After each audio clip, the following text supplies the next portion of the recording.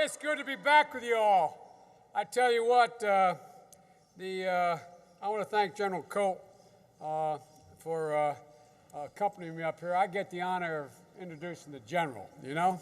I was back here on February the 11th to welcome home members of the 3rd Infantry Brigade combat team in Afghanistan. 155 of you got off that plane in the middle of the night. And the only thing that's more exciting to seeing you getting off is watching your families watch you all get off. So it's an honor to be back here so soon. I know many of you have just gotten home in the past few weeks, so welcome home. And I know from experience that your families want more than anything to spend time with you. And so every time I show up at a welcome home ceremony, I'm always worried about getting in the way, because I remember my son came back home from Iraq after a year. You know, there were all these ceremonies, and I kept saying, hell, man, stop. I want to see my kid, you know? So anyway, I get it. So let me just say how much gratitude the President and I have, and all Americans do, for you all. You guys have been in the fight from the beginning, and the risk you've taken, the incredible sacrifices you've made, your comrades you've lost, the losses you've personally endured. You've been some of the most inhospitable terrain in the world. I've been there a number of times, back up in those damn mountains. I get a helicopter go down at 9,800 feet, and all I got on is a vest, a bulletproof vest and a helmet. I'm out of breath climbing up 40 feet. And you guys are up there, 60, 80-pound packs running around. You're amazing. You just are amazing. I'm in awe of the job you do. In awe of the job you do. Look, as I said back in February, I want to also thank your families. You know, they made sacrifices as well, those intangible sacrifices, those missed births and those missed birthdays, those missed graduations, those missed occasional funeral, perhaps more than anything else, just being missed, just not having you home. There was a famous poet by the quote, John Milton. He said, they also serve who only stand and wait. And your families serve as well, and the rest of America owes your families a debt of gratitude as well. And so to all the families that are listening,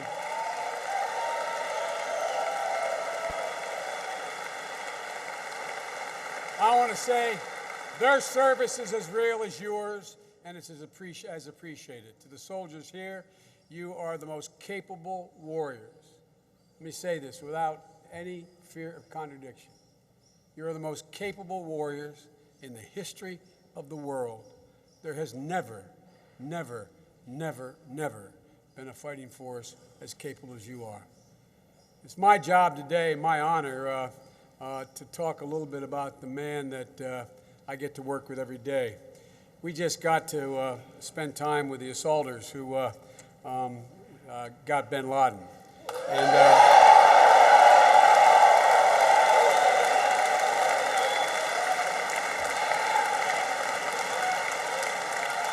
by the way, I shouldn't say this, but I'm going to tell you anyway. The president's going to be mad I'm taking so long, but you know, today was, quote, Grandfather's Day. So I went by early this morning before I came out here to my granddaughter's little spring play.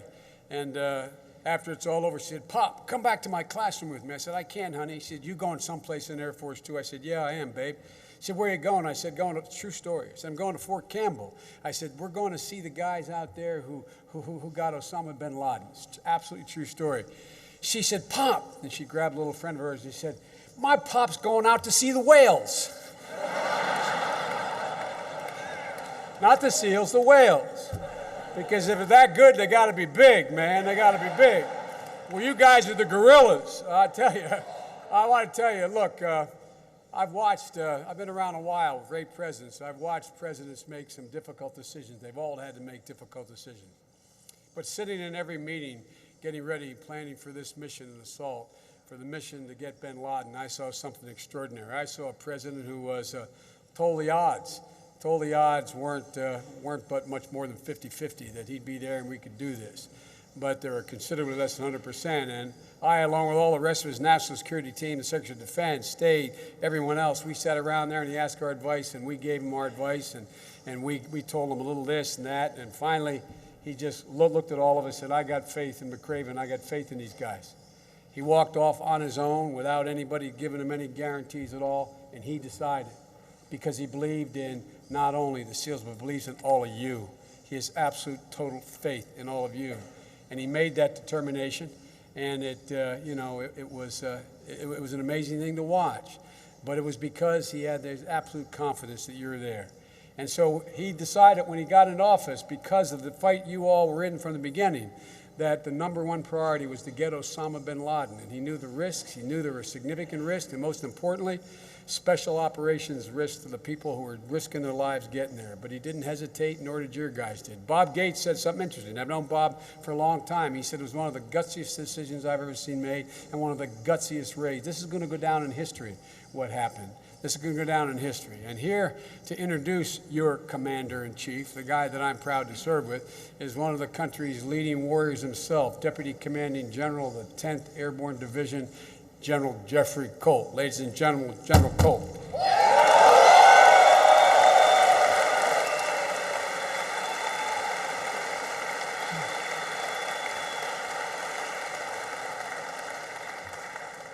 Thank you, sir.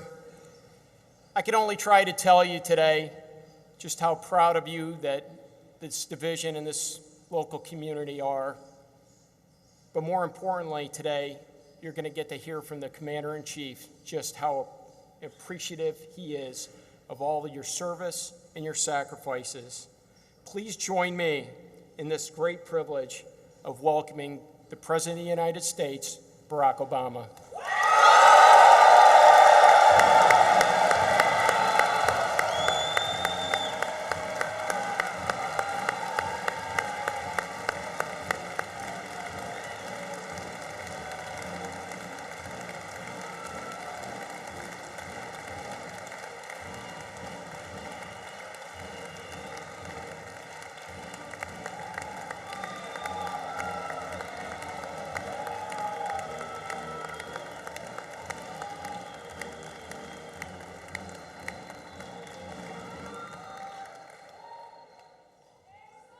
Hello, Fort Campbell.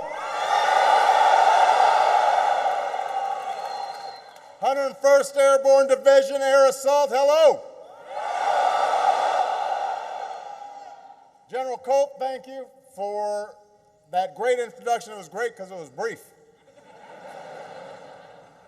More importantly, thank you for the extraordinary leadership that you've shown here at one of the largest Army bases in America.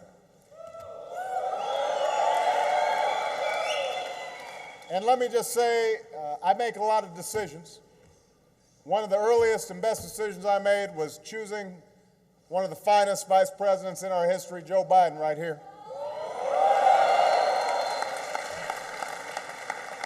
Chaplain Miller, thank you for the beautiful invocation. I want to thank General Colt for welcoming me here today, along with your great Command Sergeant Major, Wayne St. Louis.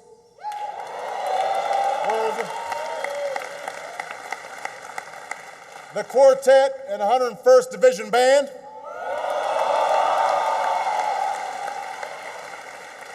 All these troopers behind me, you look great. You notice they kind of hesitated. And we got a lot of folks in the house. We've got military, police, and medical personnel. We've got the Green Berets, the 5th Special Forces Group. I think we've got a few Air Force here. Oh. Well, we thought we did. There we go, okay. Come on. And of course, the legendary Screaming Eagles are in the house.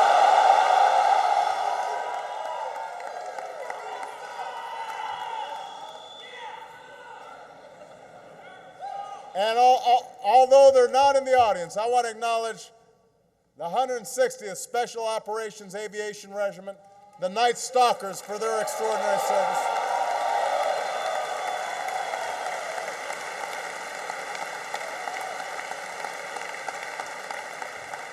Now, I've got to say, some of you are starting to look a little familiar.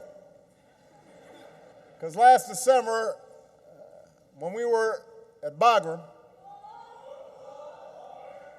I was out there to thank you for your service, especially during the holidays. And we had a great rally, a big crowd. It seemed like everybody was there from the 101st. And since then, I know we've had quite a few homecomings. The Rakashans,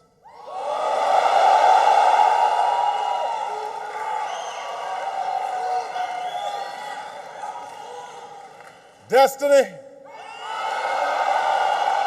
Strike, Bastogne.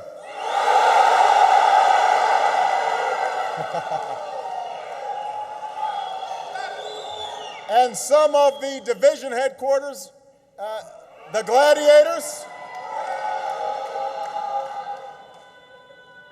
On behalf of a grateful nation, welcome home.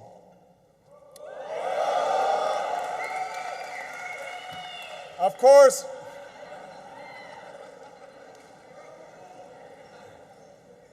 our thoughts and prayers are with General Campbell, Command Sergeant Major Schroeder, and all the Screaming Eagles and troops that are still risking their lives in theater. And I'm so pleased that Ann Campbell and Marla Schroeder and some of the inspiring military spouses are here. Where are they at?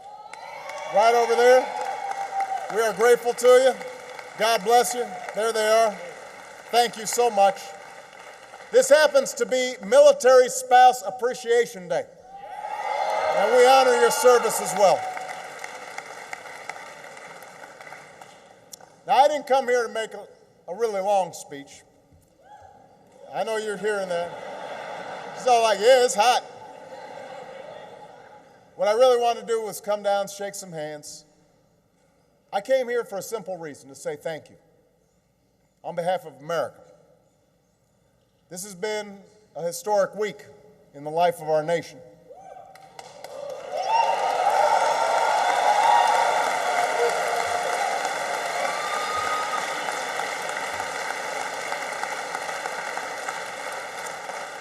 Thanks to the incredible skill and courage of countless individuals, intelligence, military, over many years, the terrorist leader who struck our nation on 9/11 will never threaten America again.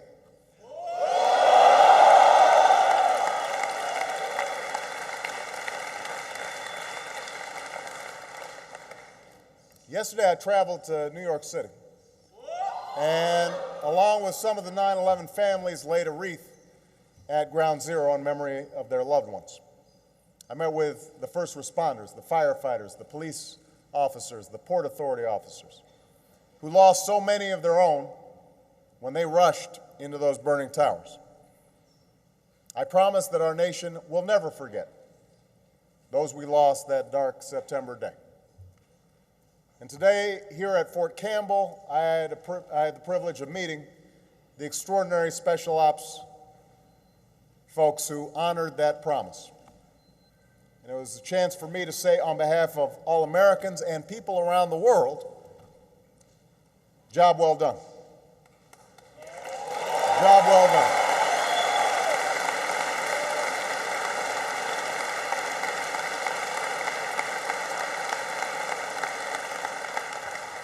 They're America's quiet professionals, because success demands secrecy. But I will say this, like all of you, they could have chosen a life of ease. But like you, they volunteered. They chose to serve in a time of war, knowing they could be sent into harm's way. They trained for years. They're battle-hardened. They practiced tirelessly for this mission. And when I gave the order, they were ready.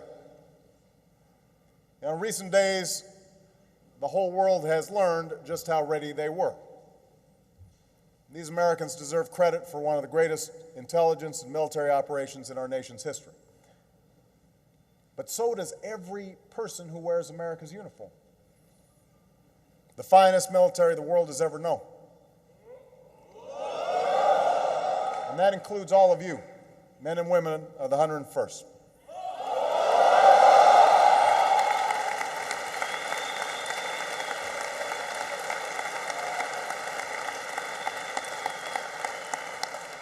You've been on the front lines of this fight for nearly 10 years. You were there in those early days, driving the Taliban from power, pushing al-Qaeda out of its safe havens. Over time, as the insurgency grew, you went back for, in some cases, a second time, a third time, a fourth time.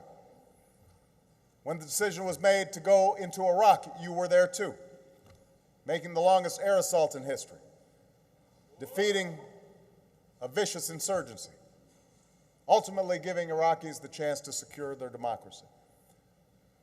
And you've been at the forefront of our new strategy in Afghanistan. You know, sending more of you into harm's way was the toughest decision that I've made as Commander-in-Chief. I don't make it lightly. Every time I visit Walter Reed, every time I visit Bethesda, I'm reminded of the wages of war. But I made that decision because I know that this mission was vital to the security of the nation that we all love. And I know it hasn't been easy for you, and it hasn't certainly been easy for your families. Since 9/11, no base has deployed more often, and few bases have sacrificed more than you.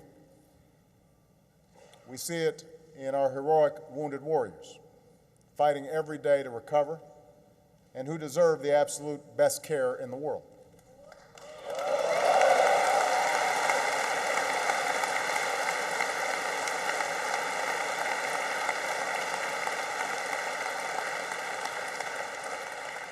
We see it in the mental and emotional toll that's been taken. In some cases, some good people, good soldiers who've taken their own lives. So we're going to keep saying to anybody who's hurting out there, don't give up. You're not alone. Your country needs you. We're here for you to keep you strong. And most of all, we see the price of this war in the 125 soldiers from Fort Campbell who've made the ultimate sacrifice during this deployment to Afghanistan. And every memorial ceremony, every Eagle remembrance is a solemn reminder of the heavy burdens of war, but also the values of loyalty and duty and honor that have defined your lives. So here's what each of you must know. Because of your service, because of your sacrifices, we're making progress in Afghanistan. In some of the toughest parts of the country, General Campbell and the 101st are taking insurgents and their leaders off the battlefield and helping Afghans reclaim their communities. Across Afghanistan, we've broken the Taliban's momentum. In key regions, we've seized the momentum, pushing them out of their strongholds. We're building the capacity of Afghans, partnering with communities and police and security forces, which are growing stronger. And most of all, we're making progress in our major goal, our central goal in Pakistan and Afghanistan, and that is disrupting and dismantling, and we are going to ultimately defeat al-Qaeda. We have cut off their head, and we will ultimately defeat them.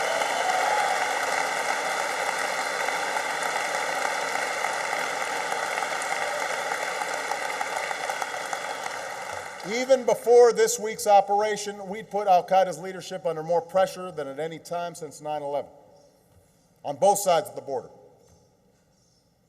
So the bottom line is this: our strategy is working, and there is no greater evidence of that than justice finally being delivered to Osama bin Laden.